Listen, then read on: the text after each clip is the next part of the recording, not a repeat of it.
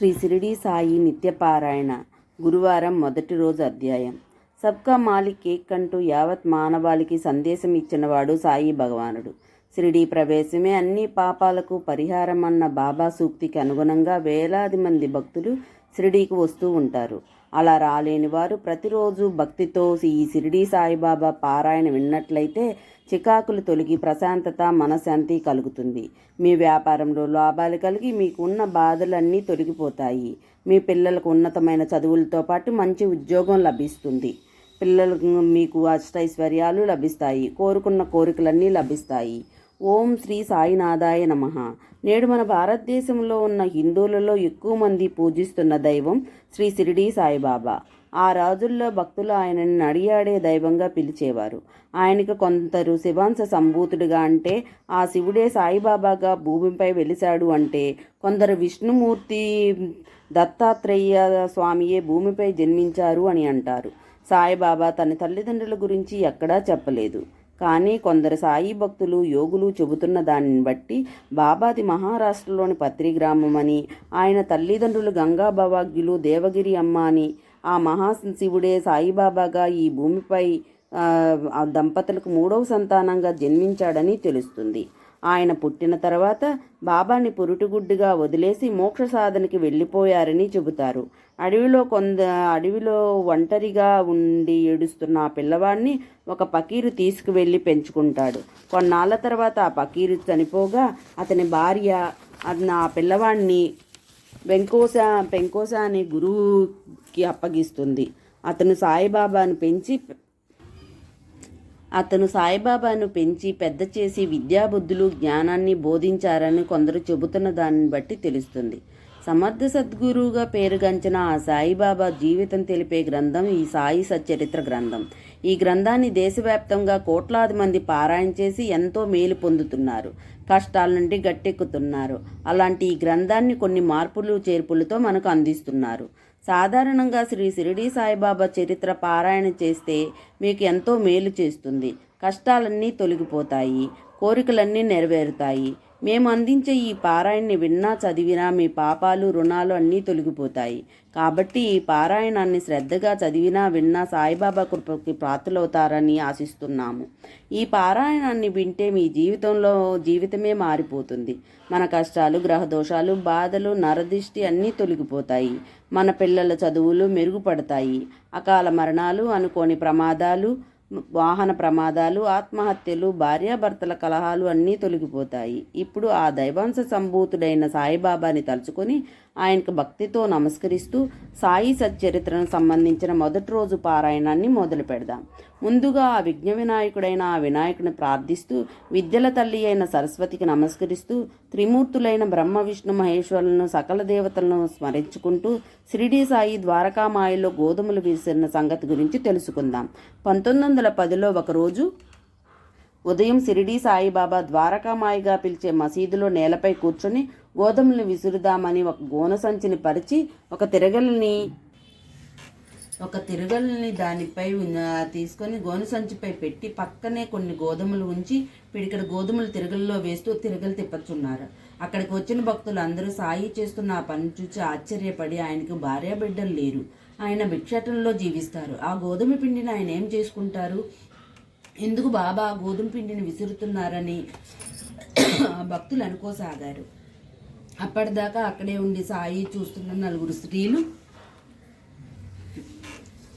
స్త్రీలు ముందుకు వచ్చి చనువుగా బాబాను పక్కకు నెట్టి వారే ఆ గోధుమల్ని విసిరి ఆ పిండి తమకు ఇవ్వడానికే అని అనుకొని 4 భాగాలు చేసి నలుగురు చేరకొంగులో కట్టుకోబోయారు. అప్పటి వరకు మౌనంగా చిరునవ్వులతో చూస్తున్న బాబా అకస్మాత్తుగా కోపం తెచ్చుకొని ఎవరిని అడిగి ఆ పిండిని తీసుకుని వెళ్ళిపోతున్నారని కల్లెరజేసి అంతలోనే శాంతించి ఆ పిండిని తీసుకువెళ్ళి ఊరి పొరిమాలలో చల్లమని చెప్పగా స్త్రీలు తాము చేసిన దానికి సిగ్గుపడి బాబా చెప్పినట్లే చేస్తారు. నిజానికి షిరిడి గ్రామంలో కలరా వ్యాధి ఉంది. ఆ కలరా వలన అప్పటిదాకా చాలామంది చనిపోయారు. అలా ఆ కలరాని ఆ గ్రామం నుండి తరిమివేయడానికి బాబా అలా మహిళల చేత ఆ పిండిని ఊరి పెరుమాళల్లో చల్లించారు. ఎప్పుడైతే ఆ పిండి చల్లారో అప్పటి నుండి షిరిడీలో ఉన్న కలరా వ్యాధి ఆ గ్రామం నుండి బయటికి వెళ్ళిపోయి అందరికీ నయమైంది. ఆ విధంగా దైవాంశ సంబుద్ధుడైన సాయిబాబా కలరా వ్యాధిని పిండిని విసిరినట్టు విసిరి పారేశారు.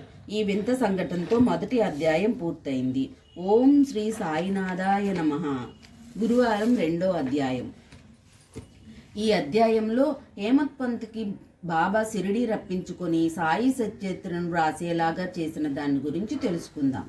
షిరిడీలో ఉన్న కల్లాను గోధుమ పిండిని ఊరి బయట చల్లించటం ద్వారా తరిమివేసిన సంఘటన ఆ చుట్టుపక్కల ప్రాంతాలకు పాకి బాబా చేసిన అద్భుతం గురించి గొప్పగా చెప్పుకోసాగారు. ఆ వింతలేలా హేమత్ పంత్కి కూడా తెలిసింది.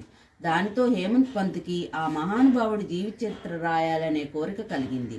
కోరిక అయితే కలిగింది కానీ ఆయన భయపడసాగారు. ఆ భయాన్ని పోగొట్టి తనలో ఆత్మవిశ్వాసాన్ని కలిగించమని బాబాని అడగాలని, బాబాని కలవాలని అనుకుంటాడు.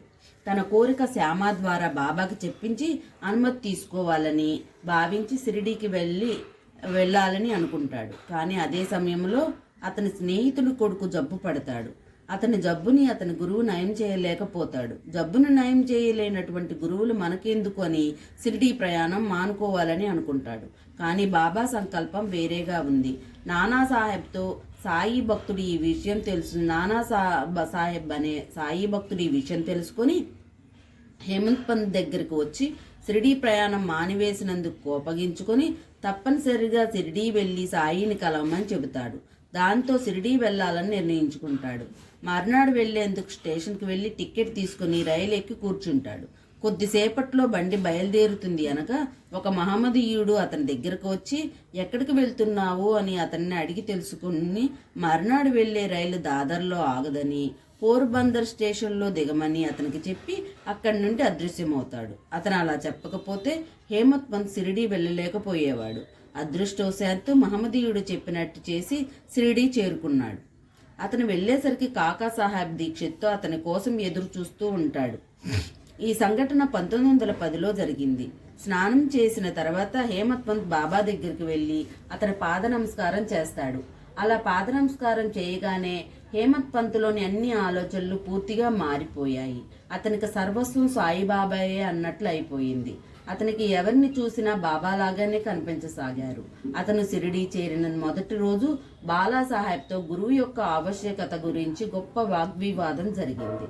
సర్వాంతర్యామి అయిన బాబాకి ఈ విషయం తెలిసి కాకాను పిలిచి వాడాలో ఏం గొడవ గురించి అని అడిగితే హేమత్ పంత్ ఏమంటున్నాడు అన్నాడు. హేమత్ పంత్ ఆశ్చర్యపోతాడు. అక్కడ వాడాలో జరిగిన విషయం బాబాకి ఎలా తెలిసింది అనుకుని బాబాని సర్వజ్ఞుడిగా భావించి బాబాకి భక్తుడిగా మారిపోయాడు. నిజానికి హేమత్ పంత్ అసలు పేరు అన్నా సాహెబ్ డబోల్కర్. కానీ మొదటిసారి బాబా అతని హేమత్ పంత్ అని పిలిచారు. అసలు హేమత్ పంత్ అనేది హేమాద్రి పంత్ అనే పేరుకు రూపాంతరంగా చెప్పుకోవచ్చు. అతను ఆ రోజుల్లో గొప్ప పండితుడు. డబోల్కర్ని కూడా భవిష్యత్తులో అంత గొప్ప పండితుడిగా చేసి అతని పేరు అందరికీ తెలియాలనే ఉద్దేశంతోనే బాబా విధంగా చేశారు. బాబా ఒక నిజమైంది. నేడు మనం బాబా చరిత్ర గురించి, ఆయన మహిమల గురించి తెలుసుకోగలుగుతున్నాము అంటే అది హేమత్ పంత్ రాసిన సచ్చరిత్ర గ్రంథం వల్లనే. ఈ విధంగా హేమత్ పంత్ సాయి సచ్చరిత్ర గ్రంథం రాసి తన జన్మ ధన్యం చేసుకున్నాడు. హేమత్ పంతుని దీవించినట్లే మనల్ని కూడా దీవించమని బాబాని వేడుకుంటూ ఈ అధ్యాయాన్ని ఇంతటితో ముగిద్దాం. ఓం శ్రీ సాయినాథాయ నమః. గురువారం 3వ అధ్యాయం.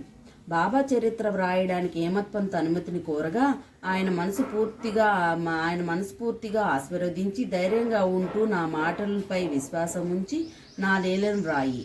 నా లీలలను ఎవరైతే పారాయణ చేస్తారో వారికి మంచి జ్ఞానం వస్తుంది. నా లీలల గురించి తెలుసుకుంటూ ఎవరైతే నన్ను స్మరిస్తూ నాకు భక్తితో నమస్కరిస్తారో వారి మరణాన్ని తప్పిస్తాను, వారి రోగాన్ని నయం చేస్తాను. సాయి సాయి అనే నామాన్ని ఉచ్చరిస్తే చాలు జన్మ జన్మల పాపాలు తొలగిపోయేలా చేస్తాను అని బాబా స్వయంగా చెప్పి హేమత్ పంత్ని ఆయన చరిత్ర రాయమని అడుగుతాడు. ఇక బాబా చరిత్రని హేమత్ పంత్ రాశాడు అని చెప్పే కంటే ఆయన చేత బాబాయే రాయించుకున్నాడని చెప్పడం సబబుగా అనిపిస్తుంది. ఒక మాటలో చెప్పాలి అంటే ఈ సాయి సచ్చరిత్ర గ్రంథం రచనలో హేమత్ పంత్ నిమిత్తం పాత్రుడు.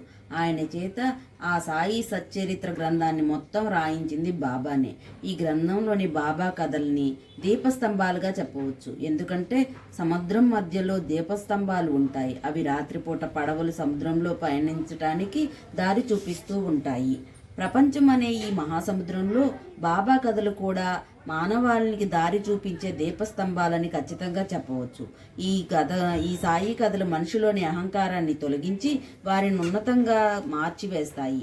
ఈ సాయి కథలు మోక్షానికి మార్గాలుగా నిలుస్తాయి. అందుకే సాయి బాబాయే స్వయంగా హేమంత్ పంత్ చేత తన చరిత్రను గ్రంథ రూపంలో వ్రాయించడం జరిగింది. ఆవు తన దూడని ప్రేమించినట్లుగా షిరిడీ సాయి తన భక్తుల్ని ప్రేమిస్తాడు. ఈ సంఘటన ఆధారంగా తెలియజేసే ఒక కథను గురించి తెలుసుకుందాం. హేమంత్ పంత్ 1916లో ప్రభుత్వ ఉద్యోగం విరమణ చేశాడు. ప్రభుత్వం వారు అతనికి ఇచ్చే పెన్షన్ డబ్బు అతని కుటుంబానికి పోషణానికి ఏ విధంగా సరిపోయేది కాదు. అతను గురు పౌర్ణమి రోజు బాబాని దర్శించడానికి షిరిడీ వెళ్తాడు. అతని ఉద్యోగ విరమణ గురించి తెలుసుకున్న అన్నా చించినేకర్ అతని ఉద్యోగ విరమణ గురించి బాబాకి చెప్పి అతనిపై దయ చూపించమని, అతనికి వేరే ఏదైనా ఉద్యోగం వచ్చేలా చేయమని హేమంత్ పంత్ తరపున బాబాకి చెబుతాడు. దానికి సమాధానం చెబుతూ బాబా ఇలా అంటారు: హేమంత్ పంత్ ఇప్పుడు నా సేవ చేసుకుంటే చాలు. అతనికి ఏ లోటు రాకుండా నేను చూసుకుంటాను. అతని భోజన పాత్రలు ఎప్పుడూ నిండుగానే ఉంటాయి. అతను నాస్తికుల సహవాసం వదిలి అతని చూపు నా వైపు త్రిప్పితే, హృదయపూర్వకంగా పూజిస్తే ఏ లోటు రానివ్వనని బాబా మాటిస్తారు. బాబా ప్రేమను సంపూర్ణంగా పొందిన రోహిల్లా కథను గురించి ఇప్పుడు తెలుసుకుందాం. షిరిడీలో నివాసం ఉండే రోహిల్లా అనే వ్యక్తి రాత్రింబగళ్ళు ఖురాన్ చదువుతూ, రాత్రిళ్ళు ఆంబోతు రంకెవేసినట్లుగా బిగ్గరగా రంకెవేస్తూ ఉండేవాడు. ఆ అరుపులు పగలంతా పనిచేసి రాత్రిళ్ళు సుఖంగా నిద్రిస్తున్న షిరిడీ వాసులకు నిద్రాభంగం కలిగిస్తూ ఉండేది. అలా చాలా కాలం పాటు ఓపిక పట్టిన షిరిడీ వాసులు బాబాకు రోహిల్లా గురించి ఫిర్యాదు చేసి అతని బాధను తొలగించమని బాబాను వేడుకున్నారు. బాబా వారి ఫిర్యాదును వినకపోగా వారిపై కోపించి, రోహిల్లాకు ఒక గయ్యాలి భార్య ఉంది, ఆవిడ వచ్చి రోహిల్లాను బాధ పెడుతుంది అని రోహిల్లా చేసే అతని ప్రార్థనలు విని అతన్ని ఏమీ చేయలేక ఉండిపోతుందని, అతని జోలికి ఎవరూ వెళ్ళవద్దని చెప్పి వారిని పంపించి వేస్తారు. నిజానికి రోహిల్లాకు అసలు భార్యే లేదు. అతనికి ఉన్న దుర్బుద్ధి అతన్ని అలా బాధ పెడుతుందని పరోక్షంగా షిరిడీ ప్రజలకు బాబా చెప్పి పంపించి వేశారు. దైవ ప్రార్థనలు చేసేవారంటే బాబాకి చాలా ఇష్టం. అందుకే రోహిల్లా గురించి విన్నా అతన్ని ఏమీ అనవద్దని చెప్పి పంపించారు. ఒకరోజు మధ్యాహ్న హారతి సమయంలో బాబా భక్తులను ఉద్దేశించి మాట్లాడుతూ, మీరు నా భక్తులు కాబట్టి మీరు ఎక్కడ ఉన్నా ఏం చేస్తున్నా నాకు తెలుస్తుంది. కాబట్టి మీరు జాగ్రత్తగా ప్రవర్తించి ఈ జగత్తును నడిపించే సూత్రధానిని నేనే, ఈ జగన్మాతని నేనే, త్రిమూర్తుల స్వరూపాన్ని నేనే. నన్ను ఎవరైతే మర్చిపోతారో వారి మాయ ఆవహించి వారిని శిక్షిస్తుంది. పురుగులు చీమలు సమస్త ప్రాణికోటులో నేను ఉన్నాను. కాబట్టి అవి మీ దగ్గరకు వచ్చినప్పుడు వాటిని తరిమి కొట్టవద్దు అవి అని చెబుతాడు. కాబట్టి సాయి మార్గంలోనే పయనించి సాయికి సర్వదాస్య శరణాగతుడై ఉంటే ఆ సాయినాథుడు ఎల్లవేళలా మనపై ప్రేమను ప్రసరింపచేస్తారు. ఆయన మనకు ఎల్లప్పుడూ సాయిపై భక్తి కలిగి ఉండేలా చేయమని ఆ సాయిని వేడుకుంటూ ఈ అధ్యాయాన్ని ఇంతటితో ముగిద్దాం. ఓం శ్రీ సాయినాథాయ నమః. గురువారం 4వ అధ్యాయం. భగవద్గీతలో శ్రీకృష్ణుడు చెప్పినట్లుగా మంచివారిని రక్షించడానికి, దుర్మార్గులను శిక్షించడానికి భగవంతుడు అవతరిస్తూనే ఉంటాడు. షిరిడీ ప్రాంతం పవిత్ర పుణ్యక్షేత్రంగా మారడానికి సాయిబాబానే కారణం. ఆ మహానుభావుడు ఆ క్షేత్రంలో ఉన్నాడు కాబట్టే ఆ ప్రాంతం పుణ్యక్షేత్రంగా విరసిల్లుతూ ఉంది. సంసారం అనే సాగరాన్ని జయించిన వాడు సాయిబాబా. ఆయన ఆజన్మ బ్రహ్మచారి. ఆయన శాంతి కాముకుడు. సర్వమత సౌభ్రాతత్వాన్ని చాటి చెప్పి అన్ని మతాల వారిని ఏకం చేసి తన దగ్గరికి రప్పించుకున్న మహానుభావుడు షిరిడీ సాయినాథుడు. ఇలాంటి మహానుభావుడు సమస్త లోకాలలో ఎక్కడా లేడు. ఆయన షిరిడీలో ఒకే చోట కూర్చుని ఉన్నప్పటికీ ప్రపంచంలో జరిగే అన్ని విషయాలు ఆయనకు తెలుసు. ఎల్లప్పుడూ మసీదు కూడా కానుకొని నిల్చొని ఉండేవారు. మధ్యాహ్నం సాయంత్రం లెండి తోటకు వెళ్ళేవారు. ఆ దైవాంశ సంభూతుడు నడియాడిన ఆ షిరిడీ నేల ఆయన్ని పూజించిన అక్కడ ప్రజలు ఎంతో పుణ్యం చేసుకున్నారు. కాబట్టే ఆ విలువైన రత్నం వారికి దొరికింది. ఆయన సహచర్యాన్ని పొందిన ఆనాటి ప్రజలు ఎంతో ధన్యులు. పవిత్ర పుణ్యనదీ తీర్థాల్లో మునిగితే ఎంతటి పుణ్యం వస్తుందో ఆయన దర్శనం కూడా అలాంటి పుణ్యాన్ని ఇస్తుంది. ఆ కాలంలో 95 సంవత్సరాలు ఉన్న దేవిబువ అనే వృద్ధ భక్తుడు ఒకరు ఉండేవారు. ఆయన 8 నెలలు పండరీపురం యాత్ర చేసి మిగిలిన 4 నెలలు గంగానది ఒడ్డున నివసించేవాడు. ఆయన ప్రతి ఏటా పండరీపురం యాత్ర ముగించుకొని షిరిడీ సాయినాథుడిని దర్శించుకోవడానికి షిరిడీ వచ్చేవారు. ఆయన బాబాను చూసి, ఆ పండరీనాథుడే ఈ షిరిడీనాథుడు, అనాథల కోసం ఈ షిరిడీలో వెలిసిన కారుణ్యమూర్తి ఈ సాయిబాబా అని అక్కడ భక్తులకు చెబుతూ ఉండేవారు. సాయిబాబా ఎల్లప్పుడూ అల్లా మాలిక్ ఏక్ అంటూ ఉండేవారు. అంటే అల్లాయే యజమాని అంటూ ఉండేవాడు. ఆయన 7 రాత్రులు 7 పగళ్ళు ఆ నామాన్ని ఉచ్చరిస్తూ నామసద్వాహం చేసేవారు. ఆయన దాసగన్ను కూడా ఆ నామసద్వాహం చేయమని చెప్పారు. అలా చేస్తే ఆ విఠల దర్శనం కలుగుతుందా అని దాసగను బాబాని ప్రశ్నించాడు. అప్పుడు బాబా అతని చేయి పట్టుకొని తప్పకుండా కలుగుతుందని చెప్పగా ఆయన ఆ మాట ప్రకారం దాసగను కాకాసాహెబ్ నామసద్వాహం ముగించగానే ధ్యానంలో ఇద్దరికి పాండురంగ విఠల భగవానుడు కనిపిస్తాడు. కాక మధ్యాహ్న హారతికి వెళ్ళినప్పుడు ఆ సంగతి గురించి బాబా అడుగుతాడు. అదే సమయంలో ఎవరో ఫోటో అమ్మే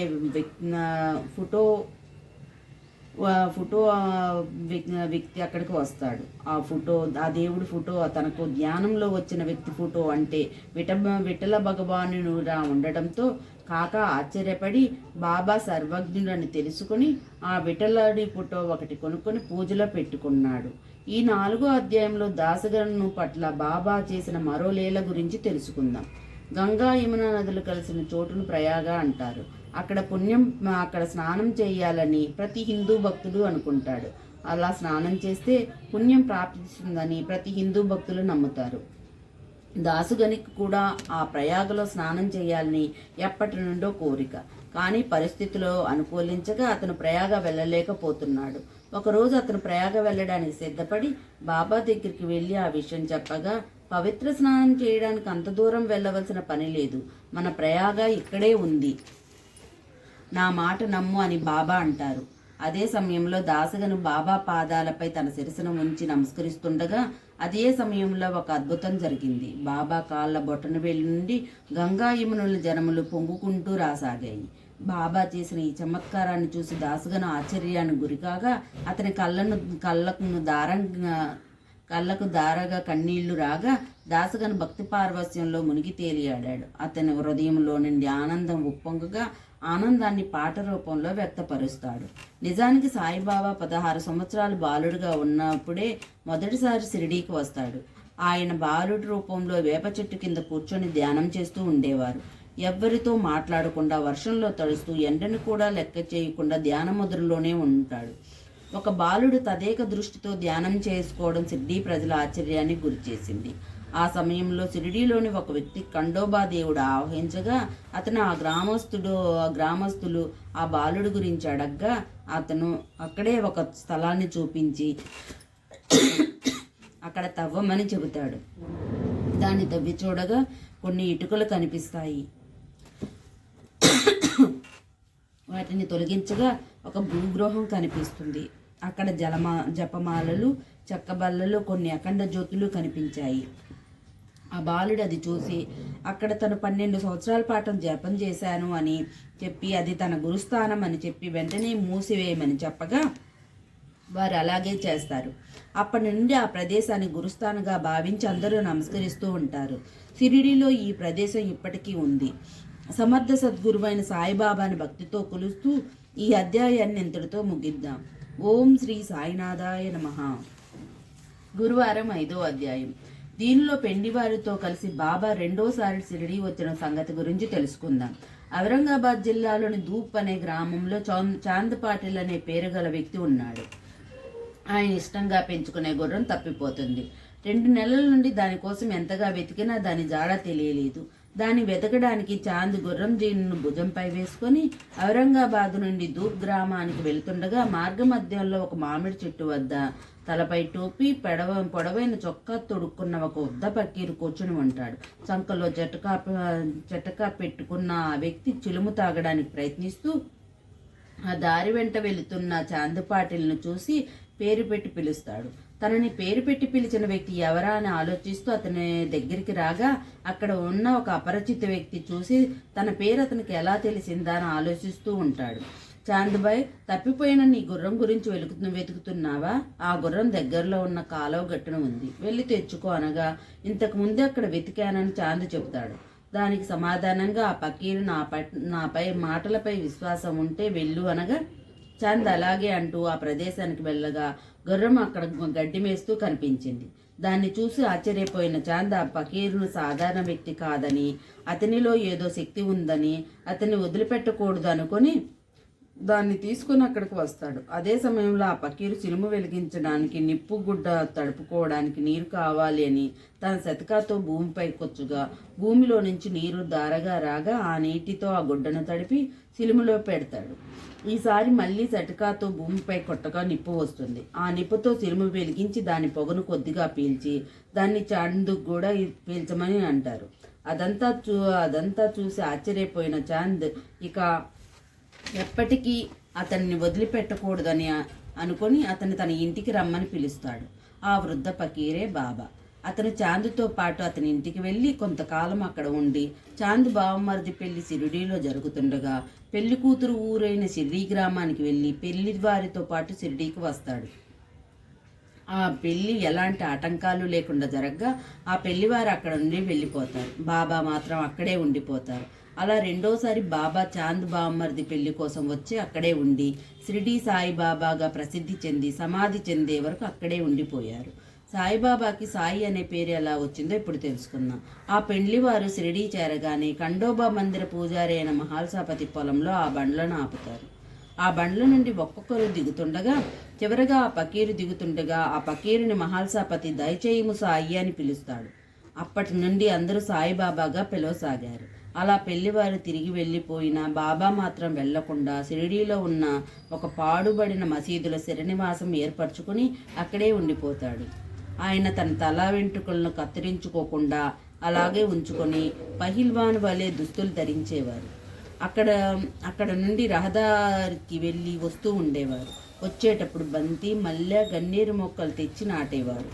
వాటి ప్రతిరోజు కుండతో నీరు పోసేవారు. ఆ ఖాళీ కుండలను మసీదుల ఆవరణలో బోర్లించేవారు. అలా 3 సంవత్సరాలు మొక్కలు బాగా పూలు పూయగా అక్కడ పెద్ద తోటగా మారిపోయింది. ఆ స్థలంలోనే ఇప్పుడు బాబా సమాధి మందిరం ఉంది. దాన్ని దర్శించుకోవడానికి ఇప్పుడు లక్షలాది మంది భక్తులు వస్తూ ఉంటారు. అలా స్థిరపడిన సాయి పిచ్చుక కాలికి దారం కట్టి లాగినట్లుగా భక్తులను ఒక్కొక్కరిని ఆకర్షించి అందరినీ తన దగ్గరికి రప్పిస్తూ ఉండేవారు. అలా ఆ షిరిడీ మరియు ఆ చుట్టుపక్కల ప్రాంతాల్లో ఎందరో భక్తులుగా మారిపోయారు. అలాంటి వారిలో తానే గ్రామ నివాసి అయిన బీవీ దేవ్ కూడా ఒకరు. ఆయన బాబాకి గొప్ప భక్తుడు. ఆయన చెప్పిన దాని ప్రకారం 1912లో డాక్టర్ రామారావు కొటేరే, బాయి కృష్ణాజీ, సగటుమీర్ నాయిక్, జీకే దీక్షిత్ కలిసి గతంలో బాలుడిగా ఉన్నప్పుడు షిరిడీలోకి వచ్చి ధ్యానం చేసుకున్న దానికి గుర్తుగా ఆ వేప చెట్టు కింద పాదుకల్ని ప్రతిష్ఠించాలని అనుకుంటారు. రామారావు కొటారే పాలరాతి పాదుకలను తయారు చేయించాలి అని అనుకుని నమూనా రాయించి ఉపాసనా బాబాకు చూపించగా ఆయన దానిలో కొన్ని మార్పులు చేసి పద్మము, శంఖము, చక్రము చేర్చి బాబా గొప్పతనాన్ని, యోగశక్తిని తెలియజేసేలా సదానింబ వృక్షస్య మూలాదివాసం అనే పద్యాన్ని కూడా లిఖించాలని సూచన చేస్తాడు. ఆయన చెప్పినట్టుగానే ఆ పాదుకల్ని రామారావు కొట్టారే బాంబేలో తయారు చేయించి వాటిని బాబాకు చూపించగా ఆయన ఆ పాదుకలకి తాకి పవిత్రపరిచి శ్రావణ పౌర్ణమి నాడు షిరిడీలోని వేప చెట్టు దగ్గర ప్రతిష్ఠించాలని అని అనుకుంటారు. ముందుగా శ్రావణ పౌర్ణమి నాడు 11 గంటలకి జీకే దీక్షిత్ తన తలపై పెట్టుకుని ఖండోబా బందిరం నుండి ద్వారకామాయి అని పేరు గల మసీదుకు తీసుకుని వచ్చి వేప చెట్టు వద్ద ప్రతిష్ఠించారు. భక్తులందరూ చందాలు వేసుకొని ఆ పాదుకల చుట్టూ కంచెను ఏర్పాటు చేశారు. బాబా నీళ్ళని నూనెలాగా మార్చి దీపాలు వెలిగించిన అద్భుత లీల గురించి ఇప్పుడు తెలుసుకుందాం. సాయిబాబాకి దీపాలంకరణ అంటే చాలా ఇష్టం. ఆయన ప్రతిరోజు ఆయన నివసించే ద్వారకామాయిలో దీపాలు వెలిగిస్తూ ఉండేవారు. ఆ దీపాలు వెలిగించడానికి అవసరమైన నూనె దుకాణదారులను అడిగి తెచ్చుకునేవారు. అలా చాలా రోజులుగా నూనెని ఇస్తూ ఉంటే సాయిబాబా ద్వారకామాయిలో దీపాలు అలంకరిస్తూ ఉండేవారు. అలా నూనె ఇస్తూ వస్తున్న దుకాణదారులకు కొన్నాళ్లకు తాము నూనె ఇస్తుంటే సాయి దీపాలు వెలిగిస్తూ ఉన్నాడు అని, అసలు తాము ప్రతిరోజు నూనె ఎందుకు ఇవ్వాలనే దుర్బుద్ధి పుట్టింది. అసలు తాము నూనెని ఇవ్వకుండా ఉంటే ద్వారకామాయిలో ఎలా దీపాలు వెలిగిస్తారో చూద్దామని వారందరూ మూకుంబడిగా సాయిబాబాకి నూనె ఇవ్వకూడదు అనుకున్నారు. బాబా ప్రతిరోజులాగానే వ్యాపారస్తుల వద్దకు వెళ్ళి నూనె అడగ్గా ఎవరు దుకాణం దగ్గరికి వెళ్ళి అడిగినా లేదు అన్నారు. ఆయనకు నూనె ఎవరూ ఇవ్వలేదు. నూనె లేదు కాబట్టి బాబా ఏం చేస్తారో చూడాలని వారిలో కుతూహలం పెరిగింది. దానితో బాబాకి వారి ఉద్దేశం అర్థమైంది. చిరునవ్వులు ఒలికిస్తూ చాలా బాబా ద్వారకామాయికి వెళ్ళిపోయాడు. ప్రతిరోజు నూనె తెచ్చుకునే డబ్బాలోనే కొన్ని నీళ్లు పోసి బాగా కలేజేసి ఆ నీటిని నోటిలోకి తీసుకొని బాగా పుక్కిలించి తిరిగి డబ్బాలో పోశారు. ఆ నీటిని ప్రమిదలో పోసి దీపాలు వెలిగించగా ఆశ్చర్యంగా ఆ దీపాలన్నీ వెలిగి ఆ రాత్రంతా జ్ఞానజ్యోతులను వెరజిమ్ముతూ ఉన్నాయి. అసలు బాబాకి నూనె ఇవ్వకపోతే ఏం చేస్తారో చూద్దామని వచ్చి మసీదుకు దూరంగా నిలబడి చూస్తున్న వారు బాబా నీటితో దీపాలు వెలిగించటం చూసి అజ్ఞానంతో నిండిన వారి కనుల్లో అలుముకున్న అజ్ఞాన పొరలు విడిపోగా కనుల నుండి జలజలా కన్నీరు కారుతుండగా ఆర్ద్రతతో నిండిన కళ్ళతో వచ్చి బాబాను క్షమించమని కాళ్ళపై పడ్డారు. బాబా చిరునవ్వు నవ్వుతూ వాళ్ళందరినీ క్షమించి ఎప్పుడూ అబద్ధాలు ఆడవద్దని, ఎప్పుడూ సత్యాన్ని పలకవలనని వారికి చెప్పి బాబా వారికి అక్కడి నుంచి పంపించి వేశారు. ఇంతటితో 5వ అధ్యాయం పూర్తయింది. ఓం శ్రీ సాయినాథాయ నమః. గురువారం 6వ అధ్యాయం. ఓం సాయినాథాయ నమః. బాబా ఉరుసు శ్రీరామనవమి కలిపి జరిపిన సంఘటన గురించి ఇప్పుడు తెలుసుకుందాం. కోపరగాంలో గోపాలరావు గుండ్ అనే వ్యక్తి సర్కిల్ ఇన్స్పెక్టర్గా పనిచేస్తున్నాడు. అతను బాబాకి గొప్ప భక్తుడు. అతనికి 3 భార్యలు ఉన్నప్పటికీ సంతానం లేదు. సాయిబాబా ఆశీర్వాదం వలన అతనికి ఒక కొడుకు పుట్టాడు. దానితో 1897లో అతనికి షిరిడీలో ఉరుసు ఉత్సవం చేయాలని అన్న ఆలోచన కలిగింది. తన ఆలోచనని తాత్యా కోటే పాటిల్, దాదా కోటే పాటిల్, మాధవరావు దేశపాండే వంటి సాయి భక్తులకు చెప్పగా వారు కూడా సరే అన్నారు. బాబా ఆశీర్వాదాన్ని అనుమతిని కూడా తీసుకున్నారు. ఉరుసు ఉత్సవం జరుపుకోవడానికి జిల్లా కలెక్టర్ అనుమతికై దరఖాస్తు పెట్టుకున్నారు. కానీ గ్రామకరణం దానికి అభ్యంతరం చెప్పడం వలన అనుమతి రాలేదు. దానికి బాబా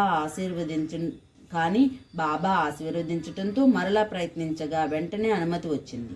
బాబా సలహాను అనుసరించి ఉరుసు ఉత్సవాన్ని శ్రీరామనవమి నాడు చేయడానికి నిశ్చయించుకున్నారు.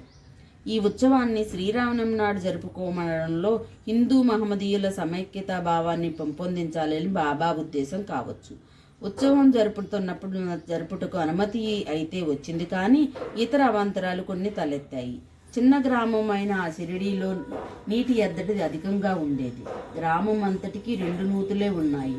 ఒకటి ఎండాకాలంలో ఎండిపోతూ ఉండగా రెండవ బావిలో నీళ్లు ఉప్పగా ఉండేవి. గ్రామస్తులు ఈ సమస్య గురించి బాబాకు చెప్పగా బాబా ఆ ఉప్పు నీటి బావిలో పువ్వులు వేయగా అవి తీయగా మారిపోయాయి. అక్కడ తాత్కాలికంగా కొన్ని అంగళ్ళు వెలిశాయి.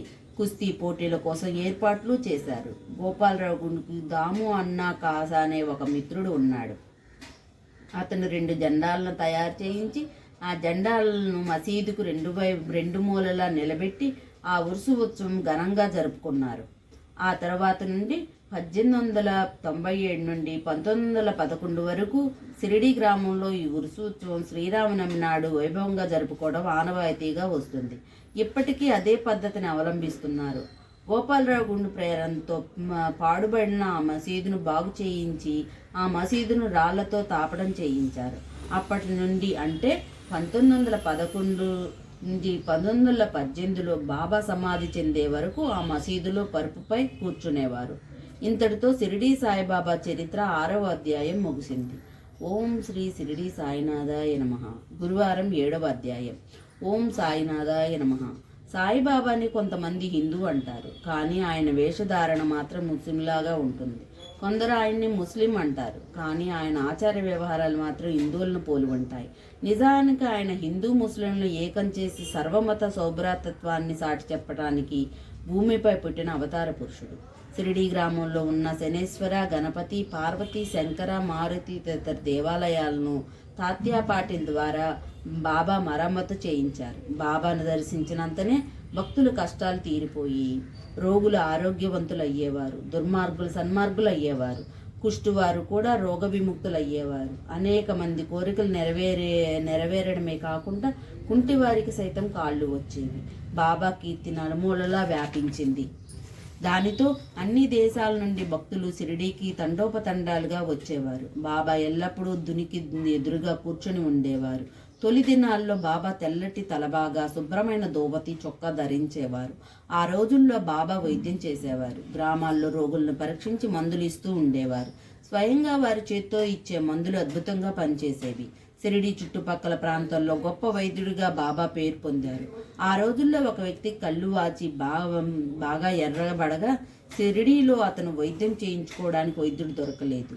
కొందరు అతన్ని బాబా దగ్గరికి తీసుకువచ్చారు. సాధారణంగా అలాంటి వారికి ఆవు పాలు కర్పూరంతో వైద్యం చేస్తే ఉపశమనం లభిస్తుంది. కానీ ఆ రోగికి బాబా చేసిన చికిత్స ఎంతో విచిత్రంగా ఉంది. కొన్ని నల్లజీడి గింజలు నూరి వాటిని 2 మాత్రలు చేసి ఒక్కొక్కంటికి ఒక్కొక్కటి పెట్టి గుడ్డతో కట్టుకట్టారు. మరుసటి రోజు ఆ కట్లని విప్పి నీరును దారగా పోశారు. దానితో ఆ కళ్ళలోని పుసి తగ్గి కంటిపాపలు తెల్లబడి కళ్ళు మామూలుగా అయ్యాయి. నల్లజీడి పిక్కలను నూరి కళ్ళల్లో పెట్టినా కూడా సున్నితమైన కళ్ళు మండనే లేదు. బాబా అటువంటి విచిత్రమైన వైద్యాలన్నిటినో చేసి వారి అనారోగ్యాన్ని దూరంగా తరిమికొట్టి గొప్ప వైద్యుడిగా మంచి పేరు తెచ్చుకున్నారు. బాబా యోగాభ్యాసంలో దౌతి. బాబాకి ఎన్నో విద్యలు వచ్చు. వాటిలో యోగాభ్యాసములు కూడా ఉన్నాయి. ఆ రోజుల్లో బాబా చేసిన దౌతి అనే ప్రక్రియ గురించి తెలుసుకుందాం. మసీదు కొద్ది దూరంలో ఒక మర్రి చెట్టు ఉండేది. ఆ మర్రి చెట్టు పక్కనే ఒక బావి ఉండేది. ప్రతి 3 రోజులకు ఒకసారి బాబా ఆ మర్రి చెట్టు దగ్గరికి వెళ్ళి ముఖ ప్రక్షాళన చేసుకొని స్నానం చేస్తూ ఉండేవారు. ఆ సమయంలో బాబా తన పొట్టలోని ప్రేగులను బయటకు కక్కి వాటిని నీటితో శుభ్రపరిచి పక్కనే ఉన్న నేరేడు చెట్టుపై ఆరవేసేవారు. షిరిడీలోని కొందరు చూసిన ఇలాంటి సంఘటనలు చాలానే ఉన్నాయి. దౌతి అంటే 3 అంగుళాల వెడల్పు 22.5 అడుగుల పొడవు కలిగిన ఒక గుడ్డ ముక్కను మిరింగి కడుపులో అరగంట వరకు ఉంచి తర్వాత బయటికి తీస్తారు. దీన్నే దౌతి అంటారు. కానీ బాబా చేసిన ఈ దౌతి ప్రక్రియ చాలా అసాధారణమైనదిగా చెప్పవచ్చు. ఖండయోగము. ఆ రోజుల్లో అప్పుడప్పుడు బాబా తన శరీర అవయవాలను వేరువేరుగా చేసి మసీదులో వేరువేరు ప్రతి స్థలంలో విడిచిపెట్టేవారు. ఒకరోజు ఒక పెద్ద మనిషి మసీదుకు వెళ్ళి అక్కడ ఉన్న బాబా అవయవాలను చూసి భయకంపితుడై బాబాని ఎవరో కూనీ చేశారు అనుకున్నారు. ఏడుస్తూ భయంగా గ్రామం మున్సిపు వద్దకు వెళ్ళి ఆ విషయం చెప్పి అతనికి ఫిర్యాదు చేయాలని అనుకుంటాడు. కానీ మొదట ఫిర్యాదు చేసిన వారికి అంతా తెలిసి ఉంటుందని తన్నే అనుమానిస్తారని భయపడి వెనక్కి వచ్చేశాడు. మరుసటి రోజు ఆ వ్యక్తి మసీదుకి వెళ్ళగా బాబా ఎప్పట్లాగానే హాయిగా మసీదులో కూర్చొని ఉండడం చూసి ఆశ్చర్యపోతాడు. ముందటి రోజు తాను చూసింది కలో నిజమో అర్థం కాక అయోమయానికి గురి అవుతాడు. 1910లో దీపావళి ముందు రోజున బాబా దునియుద్ధం వద్ద కూర్చొని చలి కాసుకుంటూ దునిలో కట్టెలు వేస్తూ ఉన్నారు. దుని బాగా మండుతూ ఉంది. కొంతసేపటి తర్వాత ఉన్నట్టుండి బాబా హఠాత్తుగా కట్టెలకు బదులుగా తన చేతులు పెట్టాడు. అలా ఉండిపోయారు. ఆ మంటలకి చెయ్యి కాలిపోతున్నా తాను ఏమీ పట్టించుకోలేదు. మాధవరావు అనే నౌకరు మాధవరావు దేశపాండే చూసి వెంటనే బాబాని నడుము పట్టుకొని వెనక్కి లాగారు. తర్వాత బాబా ఎందుకు ఇలా చేశారు అని వాళ్ళిద్దరూ అడగ్గా బాబా సృహలోకి వచ్చి ఇక్కడికి చాలా దూరంలో ఒక కమ్మరి స్త్రీ తన బిడ్డను ఒడిలో కూర్చుని పెట్టుకొని కొలిమి ఊదుతూ ఉంది. ఇంతలో తన భర్త పిలవడంతో ఒడిలో బిడ్డ ఉందన్న సంగతి మర్చిపోయి పైకి లేవగా ఒడిలో ఉన్న బిడ్డ మంటల్లో పడ్డాడు. వెంటనే నా చేతిని కొలిమిలోకి దూచి ఆ బిడ్డను రక్షించాను. నా చెయ్యి కాలితే కాలింది, కానీ బిడ్డను మాత్రం రక్షించగలిగాని అంటూ ఆనందాన్ని వ్యక్తం చేశారు. నిజానికి కొలిమిలో ఎక్కడో బిడ్డ పడితే ఇక్కడ షిరిడీలో ఉన్న బాబా తను చేయబెట్టి రక్షించటం ఎంతో అద్భుతం కదా. ఆయన లీలలు చాలా విచిత్రంగా ఉంటూ ఎవరికి అంతుపట్టేవి కాదు. బాబా చెయ్యి కాలిందన్న సంగతి మాధవరావు దేశపాండే ద్వారా తెలుసుకున్న నానాసాహెబ్ చందోర్కర్ వెంటనే బాంబే నుండి డాక్టర్ పరమానంద్ అనే గొప్ప వైద్యుడిని తీసుకొని షిరిడీకి వస్తాడు. వైద్యం చేయడానికి వైద్యుడు బాబా చేయని ఇవ్వమనగా బాబా వైద్యం చేయించుకోవడానికి నిరాకరించాడు. దానితో ఆ డాక్టర్ తిరిగి వెనక్కి వెళ్ళిపోతారు.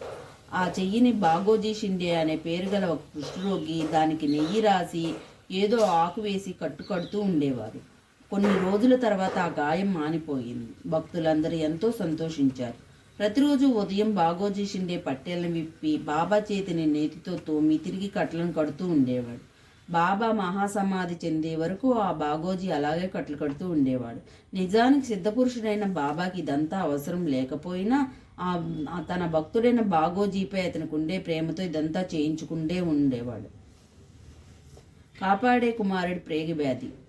బాబా విచిత్ర లీలలో ఇది కూడా ఒకటి. అమరావతి నివాసి అయిన దాదాసాహెబ్ కాపాడే భార్య తన చిన్న కొడుకుతో వచ్చి షిరిడీలో కొన్ని రోజులు ఉంది. ఒకనాడు కాపాడే కుమారుడికి విపరీతమైన జ్వరం వచ్చింది. అది ప్లేగు జ్వరం కిందకు మారింది.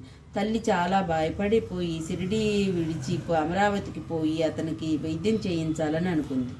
సాయంకాలం బాబా బోటీవాడ వద్దకు వచ్చినప్పుడు వారి అనుమతి తీసుకొని కన్నీళ్లు పెట్టుకుంటూ చిన్న కొడుకు ప్లేగుతో బాధపడుతున్నాడని బాబాకి చెప్పింది. బాబా ఆమెతో దయతో మాట్లాడుతూ, ప్రస్తుతం ఆకాశం మబ్బు పట్టి ఉంది, కొద్దిసేపట్లో మబ్బులన్నీ చెదిరిపోయి ఆకాశం నిర్మలంగా మారుతుంది అంటూ కాపీని పైకెత్తి చంకలో కోడిగుడ్డంత పరిమాణం గల 4 ప్రేగుపోకులను చూపిస్తూ, నా భక్తుల కొరకు నేను ఏ విధంగా బాధపడతానో చూడండి, వారి కష్టాలు అన్నీ నావే అంటారు. అంటే ఆ కాపాడే కుమారుడి ప్లేగు జ్వరం తగ్గించి ఆ జ్వరాన్ని తన పైకి తెచ్చుకున్న గొప్ప వ్యక్తి సాయిబాబా. ఆ అద్భుత లీలను చూసిన సాయి భక్తులు మహాత్ములు తమ భక్తుల బాధలను ఏ విధంగా స్వీకరిస్తారో అన్న నిజం స్పష్టంగా తెలుస్తుంది. మహాత్ముల మనసు మైనం కంటే మెత్తనది, వెన్నవలే మృదువైనది. వారి భక్తుల నుండి ఉపకారం ఏమీ ఆశించకుండా భక్తులను ప్రేమిస్తారు. అలాంటి మహానుభావుల్లో అవతార పురుషుడు, మహోన్నతమైన వ్యక్తి సాయిబాబా. ఆ రోజుల్లో బాబా చూపిన ఇలాంటి లీలలు ఎన్నో ఉన్నాయి. బాబా చేసిన ఈ లీలలతో 7వ అధ్యాయము మొదటి రోజు పారాయణ కూడా ముగిసింది. ఓం శ్రీ సాయినాథాయ నమః.